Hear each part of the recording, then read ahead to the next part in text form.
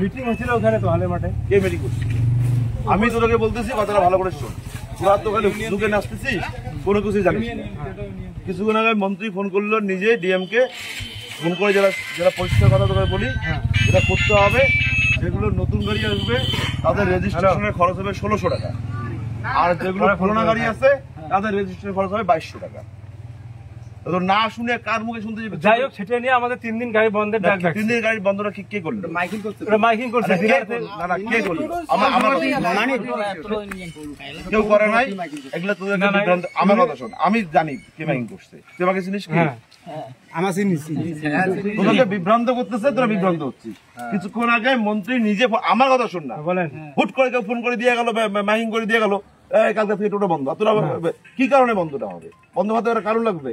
তাহলে আমাদের দিনাটা যাচ্ছে, আমাদের গাড়ি ভাঙচুর করছে, আপনি সে সিমসা দিবে কে বলেন? কয়েকটা গাড়ি ভাঙচুর করছে আমাদের, নটকুমারি গাড়ি। কে ভাঙছে? ওখানকার লোক, দিনাটার লোক।